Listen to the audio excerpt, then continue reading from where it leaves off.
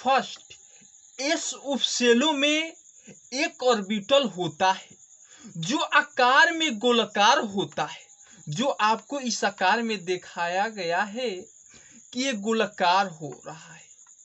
X और Y और Z रेखाएं हैं तथा इन इलेक्ट्रॉनों की पाई जाने की प्रायिकता सभी दिशा में सामान्य होता है।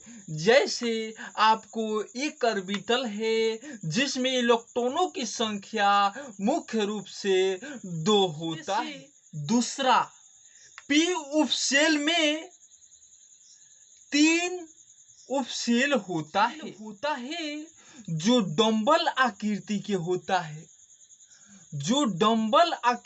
होता है, इसे 3 आकृतियों में बांटते हैं। px, py और pz से निरूपित किया जाता है जो समकोण बनाता है, अतः इसे उपसेल कहा जाता है। अतः p उपसेल कहा जाता है जो इस प्रकार है: P x square, P Y square और पी जेड स्क्वायर। आकृति फर्स्ट है जो जेड पर डंबल आकृति का एक अस्तित्व है, वही आकृति सेकंड में वाई पर डंबल आकृति का बनने का प्रतीत हो रहा है। उसी प्रकार एक्स पर डंबल की आकृति परिवर्तित होने में सक्षम है।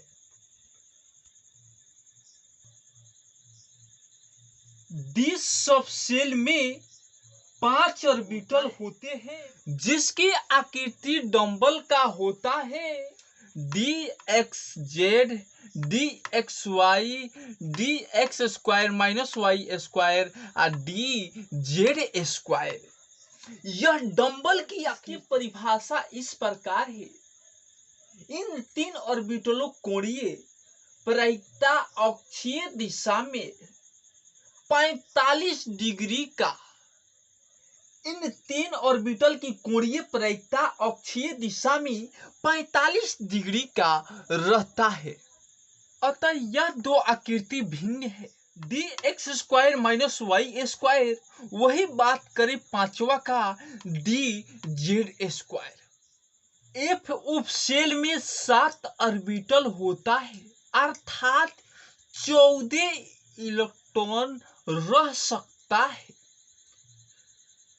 एफ उपसेल में 14 इलेक्ट्रॉन मौजूद रहता है, अर्थात 7 ऑर्बिटल। प्रत्येक ऑर्बिटल में 2 ही इलेक्ट्रॉन रह सकता।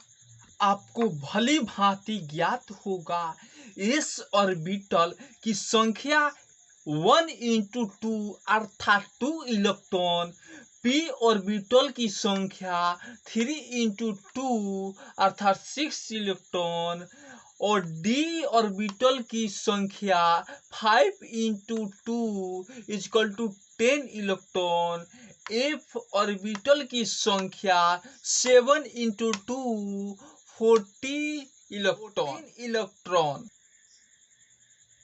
इलेक्ट्रॉनिक कॉन्फ़िगरेशन, इलेक्ट्रॉनिक विन्यास।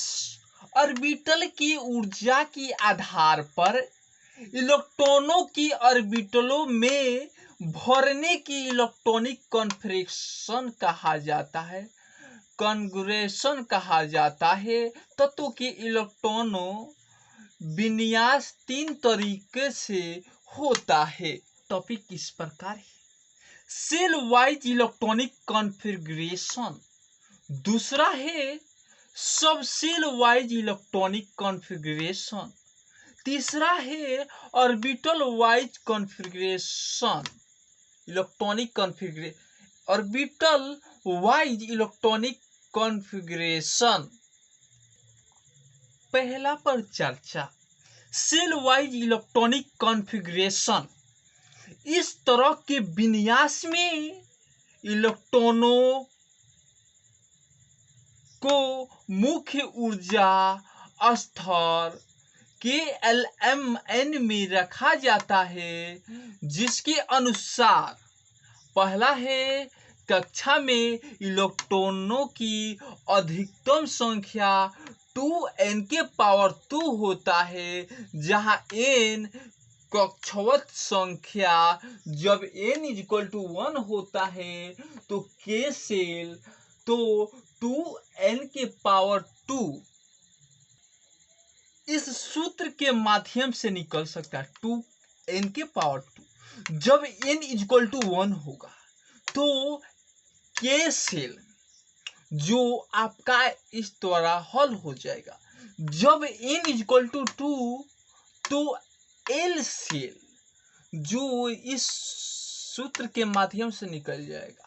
जब n = 3 तो m सेल जो इस सूत्र के माध्यम से निकल जाएगा। जब n = 4 तो n सेल तो इस सूत्र के माध्यम से निकल जाएगा।